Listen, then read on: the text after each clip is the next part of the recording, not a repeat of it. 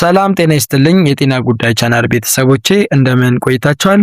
በዛሬው የጤና መርሃ ግብራችን ማለት ነው የምንመለከተው በሰውነታችን ውስጥ ስላለው የህይወት ወንዝ ማለትም ስለ ደምና የደምን ጤናማ ሚዛን ስለሚያናጋው የደም ካንሰር ይሆናል ማለት ነው። ደም በሰውነታችን ውስጥ ካለው ዘርፈ ብዙ አገልግሎት ባሻገር የደም ሴሎች የሚመረቱበት ሂደት ሲዛባ ምን ሊከሰት እንደሚችልና የዚህን በሽታ ውስብስብ ሳይንሳዊ ምንነት በጥልቀት እንመረምራለን ማለት ነው። በዛሬው ዝግጅታችን እንግዲህ የሚከተሉትን ዋና ዋና ነጥቦች አብረን እንዳስሳለን። ለምሳሌ በአጥንት መቅኒ ውስጥ የሚከናወነው የደም ምርት ፋብሪካ ማለት ነው እንዴት ስራውን እንደሚሰራና የካንሰር ሴሎች ይህንን ሂደት እንዴት እንደሚያውኩት ወይም እንደሚያስተጓጉሉት እንመለከታለን።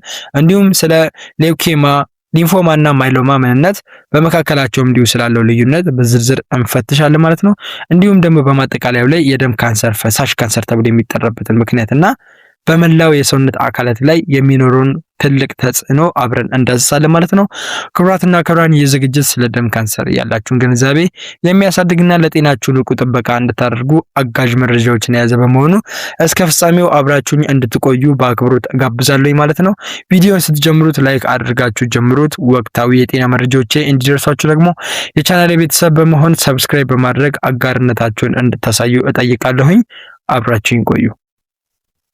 የደም ካንሰር የምንለው በሰውነታችን ውስጥ ደም በሚመረትባቸው አካላት በተለይም በአጥንት መቅኒና በሊምፍ ስርዓት ላይ የሚከሰት የሴሎች መዛባት ነው። ይህ በሽታ የደም ሴሎች የሚፈጠሩበትን የሚያድጉበትንና ስራቸውን የሚያከናውኑበትን ተፈጥሯዊ ሂደት የሚያናጋ የጤና እክል ነው። የደም ካንሰር በሰውነታችን ውስጥ የሚገኙ ደም አምራች አካላትና የሊምፍ ስርዓት ላይ የሚከሰት ውስብስብ የጤና እክል ነው። በተለይም የሰውነታችንን ህይወት ሰጪ ፈሳሽ ማለትም ደማችንን ማለት ነው ተፈጥሯዊ ይዘትና ሚዛን በመያዛባ የሚታወቅ የህዋሳት መዛባት ውጤት ነው ማለት ነው። በተፈጥሯዊ ስርዓት በአጥንት መቅኒ ውስጥ የሚገኘውና እንደ ማዕከላዊ የደም ምርት ፋብሪካ የሚያገለግለው ክፍላችን ኦክሲጅንን የሚያጓጉዙ ቀይ የደም ሴሎችን፣ በሽታን የሚከላከሉ ነጭ የደም ሴሎችንና ደም እንዲረጋ የሚያደርጉ ፕሌትሌቶችን በየቀኑ ያመርታል። የደም ካንሰር የሚጀምረው በዚህ የምርት ሂደት ውስጥ የህዋሳት መመሪያ ማለትም ዲኤንኤ መዛባት ሲከሰት ሲሆን በዚህ ምክንያት አጥንት መቅኒው ስራቸውን በአግባቡ የማይወጡ ያልበሰሉ ህዋሳትን በከፍተኛ ፍጥነት ማምረት ይጀምራል ማለት ነው። እነዚህ ካንሰር አምጪ ህዋሳት በሂደት ጤነኞቹን ሴሎች በማፈንና ቦታ በማጥበብ ደማችን የሰውነት ሚዛን የመጠበቅ ስራውን እንዳይወጣ ያሰናክሉታል ማለት ነው። ይህ በሽታ እንደየሚነሳበት የህዋስ አይነትና ባህሪ በተለያዩ ዘርፎች የሚከፈል ሲሆን ሌውኬማ አጥንት መቅኒ ውስጥ የሚጀምርና በብዛት ነጭ የደም ሴሎችን የሚጎዳ ሲሆን ሊምፎማ ደግሞ የሰውነትን የመከላከያ ፈሳሽ ዝውውር የሚመራውን የሊምፍ ስርዓት ያጠቃል ማለት ነው። በሌላ በኩል ደግሞ ማይሎማ የሚባለው ዘርፍ ፕላዝማ በሚባሉ ነጭ የደም ሴሎች ላይ በመከሰት የሰውነትን ፈሳሽ የመከላከል ብቃት ክፉኛ ያዳክመዋል ማለት ነው። ከሌሎች በአንድ የሰውነት ክፍል ላይ ተወስነው ከሚቀመጡ የካንሰር አይነቶች በተለይ የደም ካንሰር ፈሳሽ ካንሰር በመባል ይታወቃል። በሽታው በደም ዝውውር ውስጥ ስለሚገኝ በአንድ የተወሰነ ቦታ ላይ ሳይገደብ በመላው የሰውነት አካላት ውስጥ የመሰራጨት ባህሪ ያለው። ይህ ሁኔታ የበሽታው ደረጃ በገፋ ቁጥር መላውን የሰውነት ባዮሎጂካዊ ሚዛን የማዛባት አዝማሚያም እንዲኖር ያደርገዋል። በአጠቃላይ የደም ካንሰር የሰውነትን የውስጥ ስርዓት የሚፈታተን ቢሆንም በዘፈቀደ የሚከሰት ሳይሆን በህዋሳት ደረጃ በሚከሰት የፊዚዮሎጂ ስህተት የሚመጣ ነው። ዛሬ ላይ ያለው የህክምና ሳይንስ እድገት ደግሞ የበሽታው ምንነት ከምንጊዜውም በላይ በጥልቀት ለመረዳት ያስቻለ ሲሆን ይህም ቀድሞ የመለየትና ውጤታማ የህክምና ደረጃን የማግኘት እድልን በእጅጉ አስፍቶታል ማለት ነው። የደም ካንሰርንም ለመከላከልና ለማከም የሚደረገው ጥረት በዋናነት የሚያተኩረው የተበላሹትን የደም ህዋሳት በማስወገድና የአጥንት መቅኒ ወደ ቀድሞ ጤናማ የምርት ሂደቱ እንዲመለስ በማድረግ ላይ ነው። በሚዛናዊ የህክምና ሳይንስ ውስጥ ቀዳሚውና በስፋት ጥቅም ላይ የሚውለው ዘዴ የኬሞቴራፒ ህክምና ሲሆን ይህም በደማችን ውስጥ የሚገኙትንና በፍጥነት የሚራቡትን የካንሰር ህዋሳትን የሚገድሉ ኃይለኛ መድኃኒቶችን መጠቀምንም ያካትታል።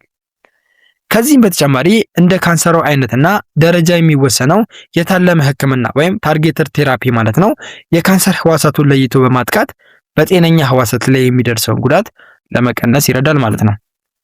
ይበልጥ ዘላቂና ስር ነቀል ከሆነ የህክምና አማራጭ መካከል ደግሞ የአጥንት መቅኒ ንቅለ ተከላ የሚጠቀስ ነው። ይህ ሂደት የተጎዳውንና በካንሰር የተወረረውን መቅኒ በጤናማ የደም መነሻ ህዋሳት በመተካት ሰውነታችንን አዲስና ጤናማ ደም ማምረት እንዲጀምር የሚያስችል እጅግ የረቀቀ ዘዴ ነው። በቅርብ ጊዜ እየተተገበረ ያለው የሰውነትን ፈሳሽ የመከላከል አቅም ተጠቅሞ ካንሰርን የሚዋጋት ዘዴ ደግሞ ለሕክምናው ዓለም አዲስ ተስፋን የፈነጠቀ ስኬት ሆኖ ተገኝቷል። ምንም እንኳን የደም ካንሰርን ሙሉ በሙሉ መከላከል የሚያስችል የተረጋገጠ መንገድ ባይኖርም እንኳን ለበሽታው የመጋለጥ ዕድልን የሚቀንሱ የጥንቃቄ እርምጃዎችን መውሰድ ግን ይቻላል። በተለይም ለኢንዱስትሪ ኬሚካሎች እንደ ቤንዚን ላሉ መርዛማ ጋዞችና ለከፍተኛ የራዲዮ አክቲቭ ጨረሮች ያለንን ንክኪ መቀነስ እጅግ በጣም ተገቢ ነው። ከዚህም ባለፈ ሲጋራን ካለመጠቀም ጀምሮ ጤናማ የአኗኗር ዘይቤን መከተልና የሰውነትን በሽታ የመከላከል አቅም የሚገነቡ የተመጣጠኑ ምግቦችን ማዘውተር ለሴሎቻችን ጤንነት አጥር ይሆኑናል ማለት ነው። ከሁሉም በላይ ግን በሰውነታችን ላይ የሚታዩ ያልተለመዱ ምክንያቶችን በንቃት መከታተልና ወቅታዊ የደም ምርመራዎችን በማድረግ በሽታውን በመጀመሪያው ምዕራፍ ላይ መለየት ለሕክምናው ስኬታማነትና ለሕይወት መትረፍ ዋነኛው ቁልፍ ነገር ነው። የደም ሴሎቻችን ጤናማ ሆነው እንዲመረቱና ስራቸውን በአግባቡ እንዲወጡ ለማድረግ ሰውነታችን ልዩ ልዩ ንጥረ ነገሮችን ይፈልጋል። ከነዚህ መካከል ቀዳሚውን ስፍራ የሚይዙት በአይረንና በፎሌት የበለጸጉ ምግቦች ናቸው። ለምሳሌ እንደ ሰላጣ፣ ቆስጣና ስዊዝ ቻርድ ያሉ ጥቁር አረንጓዴ ቅጠላቅጠሎች ለቀይ የደም ሴሎች መመረጥ ወሳኝ የሆኑ ማዕድናትን ይዘዋል። እነዚህ ምግቦች ደም ኦክሲጅንን በመሸከም አቅሙ እንዲጨምርና ድካምን እንዲከላከል በማድረግ ረገድ ትልቅ አስተዋጽኦ አላቸው። ሌላውና እጅግ አስፈላጊ የምግብ ዘርፍ ደግሞ ጸረ ኦክሳይድ የያዙ ምግቦች ናቸው። እንደ ወይን፣ እንጆሪና የተለያዩ ደማቅ ቀለም ያላቸው ፍራፍሬዎች በውስጣቸው የሚይዙት ንጥረ ነገር የሴሎችን መመሪያ ማለትም ዲኤንኤ ከብልሽት ይከላከላሉ። የደም ካንሰር መነሻው የሴሎች መመሪያ መዛባት እንደመሆኑ እነዚህን ፍራፍሬዎች ማዘውተር ደግሞ የሴሎችን ተፈጥሯዊ ቅርጽ ለመጠበቅና ካንሰር አምጪ ለውጦችን ለመከላከል ይረዳል። በተመሳሳይ እንደ ነጭ ሽንኩርትና ዝንጅብል ያሉ ተፈጥሯዊ ቅመሞችም ደግሞ የሰውነትን በሽታ የመከላከል አቅም ወይም ኢሚዩኖ ሲስተማችንን ማለት ነው በማነቃቃት ነጭ የደም ሴሎቻችንን በብቃት እንዲጨምሩ ወይም ደግሞ አቅማቸው እንዲጨምር ያደርጋሉ ማለት ነው።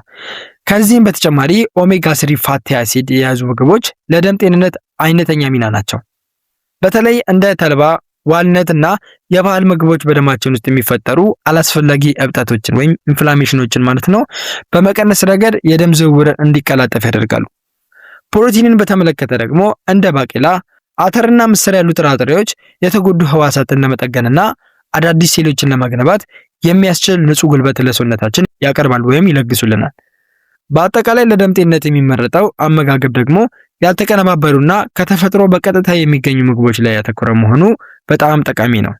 ስኳር የበዛባቸውና በፋብሪካ የተቀነባበሩ ምግቦች በሴሎቻችን ላይ ጫናን ስለሚፈጥሩ እነሱን በመቀነስ በአትክልትና ፍራፍሬ ላይ የተመሰረተ ልማድን ማዳበር ለረጅም ዕድሜና ለጠንካራ የደም ስርዓት ዋስትና ይሆናቸዋል ማለት ነው።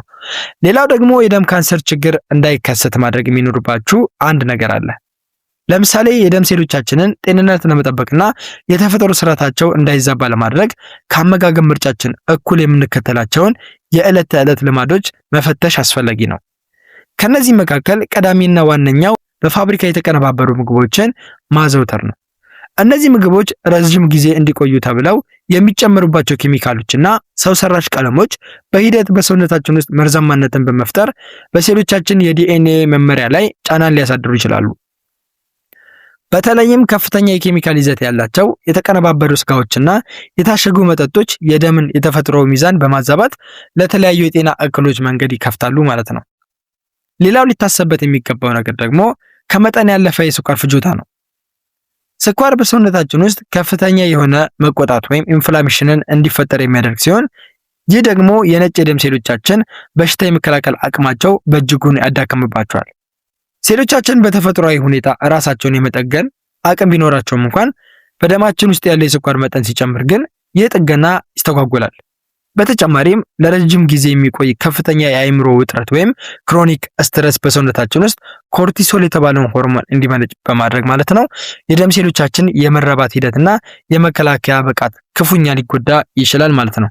በመጨረሻም እንግዲህ ከአካባቢያዊ ንክኪ ጋር የተለያዩ ልማዶችን መቆጣጠር ተገቢ ነው። ሲጋራ ማጨስ ወይም ለሲጋራ ጭስ መጋለጥ በውስጡ የያዛቸው መርዛማ ንጥረ ነገሮች ለምሳሌ ቤንዚን በቀጥታ ወደ ደም ዝውውር በመግባት የአጥንትን መቅኒ ስራ ያውካሉ።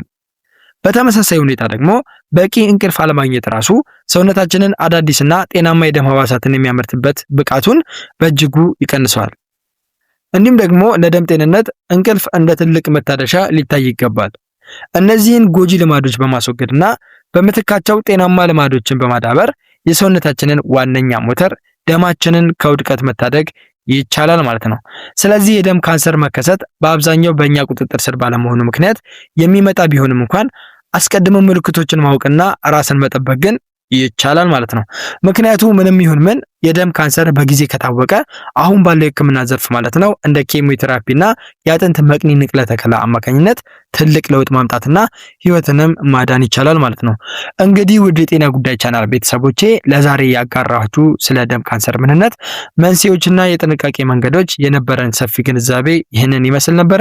በመሰረቱ ይህንን ውስብስብ የሚመስል የጤና እክል አስቀድሞ መረዳትና በደማችን ውስጥ የሚታዩ ጥቃቅን ለውጦችን በንቃት መከታተላችን ራሳችንን እና ቤተሰቦቻችንን ለመታደግ ትልቅ ዋስትና ይሆነናል ማለት ነው። ጤናማ የአኗኗር ዘይቤን መከተል፣ ከመርዛማ ኬሚካሎች መራቅና የተመጣጠነ አመጋገብን ማዘውተር ለደም ሴሎቻችን ጥንካሬ መሰረት ቢሆኑም ማንኛውንም ምልክት ሲታይ ግን ወደ ሕክምና ባለሙያ በመሄድ የደም ምርመራ በማድረግ ቅድሚያ የሚሰጠው ተግባር መሆኑን እንዳለበት መዘንጋት የለባችሁም። በተጨማሪም ደግሞ ተፈጥሮ የቸረችንን የጤና ጸጋዎች በአግባቡ ተረድቶና ጠብቆ መጠቀም የጤናችን የህይወት መሰረት ስለሆነ ይህ መረጃ ለብዙዎች የጤና ጥንቃቄን ስለሚፈጥር ደግሞ ለወዳጅ ዘመዶቻችሁ ሼር በማድረግ የጤና አምባሳደር እንድትሆኑ እጋብዛችኋለሁ ማለት ነው። እናንተ ስለ ደም ጤንነት የምታደርጓቸው ልዩ ጥንቃቄዎች አሉ ወይስ ይህ ቪዲዮ አዲስ ግንዛቤ ፈጥሮላችኋል? ያላችሁን ተሞክሮ ወይም ጥያቄ በኮሜንት መስጫ ላይ አጋሩኝ እላለሁኝ። በተጨማሪም ብዙዎቻችሁ ከእርግዝና የመኝታ ሁኔታ ጋር በተገናኘ ጥያቄዎችን እየጠየቃችሁኝ ትገኛላችሁ። ለዚህም ጥሩ እውቀት የሚያስጨብጣችሁን ቪዲዮ እዚህ መጨረሻ ላይ አደርግላችኋለሁ ስክሪኑ ላይ ማለት ነው። እንዲሁም የጽሁፍ መረጃ ለምትፈልጉ የቴሌግራም ቻናል ሊንኬን በዲስክሪፕሽን ቦክስ ላይ አስቀምጬላችኋለሁ ማለት ነው። ገብታችሁ ማንበብ ትችላላችሁ። በቀጣይ በሌላ አዲስ ጠቃሚ የጤና መረጃ እስክንገናኝ ድረስ ጤናችሁ ተጠብቆ በደስታ ቆዩልኝ። መልካም ጊዜ ይሆናላችሁ።